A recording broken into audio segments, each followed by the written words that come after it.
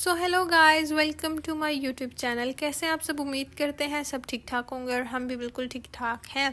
तो चलें अपने दिन का आगाज़ करते हैं बिज़ी रूटीन के साथ। अच्छा, मुझे ऐसा लगता है कि हम ज़्यादा बिज़ी इस वजह से होते हैं कि यही टाइम हमारा खाने का है, यही डस्टिंग का है, यही सफाई का है और इसी टाइम पे मैंने बच्चों को स्कूल लेने जाना होता है। अच्छा, जब बच्चे घर आ जाते हैं तो इतनी अफरा तफरी मची होती है, शोर शराबा होता है, मुझे खुद समझ नहीं आ रही होती कि मैं क्या कर रही हूँ, बच्चे क्या कर रहे हैं, बच्चे बोल क्या रहे हैं और आगे से मैंने उनको जवाब क्या देना है। इसीलिए मेरा टारगेट होता है कि बच्चों के आने से पहले मैं ये सब काम ख़त्म कर लूँ। और यहाँ पर इन्फाल स्कूल के साथ ट्रिप गई हुई थी, इसी वजह से इश्मल घर थी। अच्छा, मुझे ऐसा लगता था कि मेरी लाइफ बहुत स्ट्रगलिंग है।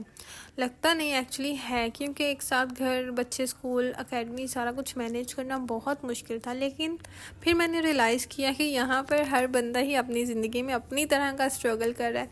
मतलब कि जब मैं बच्चों को पढ़ाने बैठती हूँ तो इतनी मुश्किल स्टडी है, इतने मुश्किल सब्जेक्ट्स हैं, इतने मुश्किल इंग्लिश है ना, कि मुझे ऐसा लगता है कि इस टाइम पे बच्चे भी स्ट्रगल कर रहे हैं, जो जॉब कर रहे हैं वो भी स्ट्रगल कर रहे हैं और हाउसवाइफ्स जो है ना वो तो होती ही स्ट्रगलिंग है ना। अच्छा, जब तक घर में आंटी थी ना, मैं बहुत सुकून से ज़िंदगी गुजार रही थी, मुझे किसी बात की कोई टेंशन नहीं थी। और अब ऐसा होता है कि हर बात की टेंशन होती है और बहुत सारी जगहें ऐसी हैं जहाँ पर मैं नहीं जा सकती क्योंकि बच्चे घर होते हैं और बच्चों को मैं अकेला छोड़ के नहीं जा सकती। और जब आंटी होती थी घर में तो मुझे किसी बात की कोई टेंशन नहीं, बस खाना पीना किया और निकल जाओ, बच्चे घर छोड़ो और निकल जाओ, इतनी बेफिक्री होती थी हर बात की। और अब इसीलिए मेरे ख्याल से मेरी ज़िंदगी का सबसे बड़ा नुकसान, लॉस यही है। मैं हैरान होती हूँ उन लोगों की बातें सुन के जो लोग कहते हैं कि हमने ससुराल वालों के साथ नहीं रहना या हम ससुराल से तंग हैं। तो उन लोगों को आइडिया ही नहीं है कि अकेले ज़िंदगी गुजारना कितना मुश्किल है। खैर, यहाँ पे मेरी बातें ख़त्म हो गई हैं और मेरे काम ख़त्म नहीं हुए। अच्छा, मेरे कमरे में इस टाइम मैस ज़्यादा इस वजह से होता है कि दिन में तकरीबन 4 से 5 दफ़ा मैं अपना कमरा साफ़ करती हूँ, लेकिन फिर भी बच्चे कहाँ बाज आने वाले हैं। रात को जब 10-11 बजे ये हाल होता है ना, तब मैं हाथ खड़े कर लेती हूँ कि तुम लोगों को तो असर होना नहीं और मैं थक चुकी हूँ इस वजह से। और सुबह जब बच्चे स्कूल के लिए उठते हैं तो अफरा तफरी, यूनिफॉर्म जल्दी करो, ये करो, वो करो, अफरा तफरी इतनी होती है कुछ जैसे कि तैसे हर चीज़ पड़ी रहती है। इस वजह से इस टाइम ज़्यादा मैस होता है और मैं एक दफ़ा अच्छी वाली डस्टिंग भी इसी टाइम करती हूँ। यहाँ पर इश्मल ने नाश्ता किया हुआ था, मेरे ख्याल से उसने चाय गिराई हुई थी और इतना गंदा लग रहा था ना, इसको मैंने दो दिन पहले ही वॉश किया और फिर से गंदा हो गया। अच्छा, जब बच्चे स्कूल होते हैं ना तो ऐसा लगता है कि ज़िंदगी में सुकून ही सुकून है, लेकिन दोनों में से एक बच्चा भी घर होना तो अफरा तफरी मची होती है। और मैं कहती हूँ कि बस अल्लाह, मैंने पागल हो जाना है, तुम लोगों ने छुट्टी क्यों की, या मुझे खुद पे गुस्सा आता है कि मैंने इनको छुट्टी करवा क्यों ली। लेकिन इश्माइल को एक्चुअली आज ऑफ नहीं था, उसने बस थोड़ा सा ना रोना धोना मचाया और इसने बाबा की हमदर्दी ले ली। तो बाबा ने कहा नहीं भाई, इश्माइल ने नहीं जाना, छोड़ो पड़ा। अच्छा, बच्चों के पास भी बड़ी ट्रिक होती है, बच्चों को पता होता है कि हमारी बात कहाँ पर चलनी है। तो इश्मल की बात ज़्यादातर बाबा ही मानते हैं, तो वो बाबा के आगे ही ज़िद करती है। और इनफाल का तो खैर छोड़ ही देना, उसका बहुत रौब है हम सब पर, जैसे वो हमारी अम्मी जी हैं। खैर, ये हैं वो सोफ़ा कवर्स जिनको आप जितना मर्ज़ी ठीक कर लें ये ख़राब ही रहते हैं। इसी वजह से मुझे बहुत इरिटेशन होती है। और खलारे तो आप जितने मर्ज़ी देख लें, उससे पहले ये शहद देखें, ये हमारे साथ वाले हमसाए जो हैं उनकी फैक्ट्री है शायद, तो वो लाजमी हमें ये भेजते हैं हर दूसरे तीसरे महीने, तो बहुत अच्छी शहद होती है। और अच्छा, ये है वो टेबल हमारे कमरे का, जो आप जब भी आएंगे ना हमारे कमरे में, इस पर आपको खिलारे अवेलेबल मिलेंगे। अच्छा, बच्चे जो है ना वो अपनी तरफ से अपनी ज्योमेट्रीज, अपनी बुक्स, अपनी कलरिंग बुक्स, अपनी टॉयज़ जो है ना वो लड़ झगड़ के ना यहाँ पर अपनी तरफ से अपनी तरफ से वो संभाल के रखते हैं।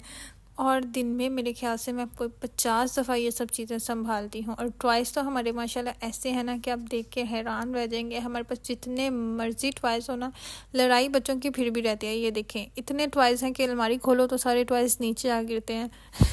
और अब बारी है ड्रेसिंग टेबल की। अच्छा, मेरे कमरे में ऐसा कोई कोना नहीं जहाँ पर बच्चों ने तबाही ना मचाई हो। एक चीज़ उठानी है, 10 चीज़ें गिरानी है और ज़्यादातर चीज़ों की जगह टॉयज़ ही निकलते हैं।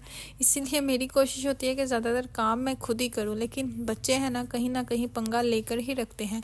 और ये वो ड्रॉज हैं जिसमें मेरी चीज़ें होती हैं, जो मैंने आपको स्किन केयर की दिखाई थी। इसमें इतनी चीज़ें हैं और उनके बदले तकरीबन मैं 2 या 3 चीज़ें यूज़ करती हूँ, बाकी सारी अनटच पड़ी हुई हैं। और अच्छा, मुझे सिर्फ क्रेविंग्स होती हैं, मेरा दिल होता है, मेरी कोशिश होती है कि मेरे पास हर चीज़ अवेलेबल हो।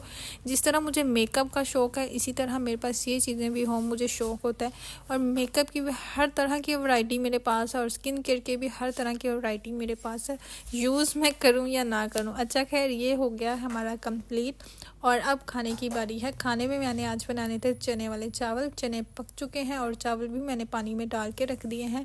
और इश्मल के यहाँ मैजिक करने की बारी है। ये देखें जी, मैजिक करेंगे इश्मल। टन टन, ये देखें जी कितनी प्यारी लग रही है इश्मल। स्टाइलिश तो है ना मेरी बेटी, लेकिन एक प्रॉब्लम है कि इश्मल को इश्मल कैमरा शाय है, इश्मल को पिक्चर खिंचवाने या वीडियो बनवाने नहीं आती, तो इतनी कंफ्यूज हो जाती है, तो पिक्चर बनवाने वाला भी कंफ्यूज हो जाता है। अच्छा दीदी, यहाँ पर मैं भी रेडी हो चुकी हूँ, मैं भी फ्रेश हो चुकी हूँ।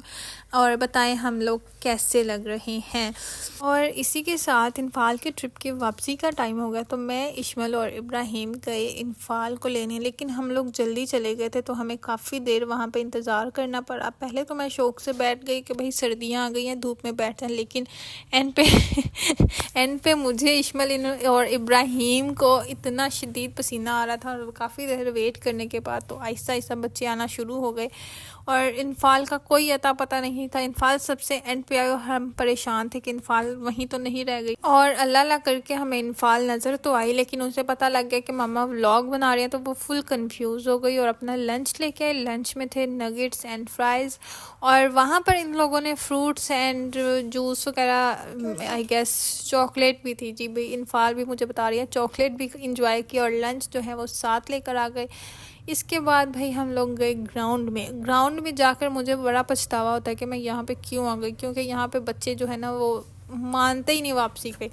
तकरीबन आधा पौना घंटा इंतज़ार करने के बाद थक हार के मैं वापस आई और यहाँ पे मेरा स्टेमिना ख़त्म हो चुका था। खैर, अब खाने की बारी है, खाना खाते हैं।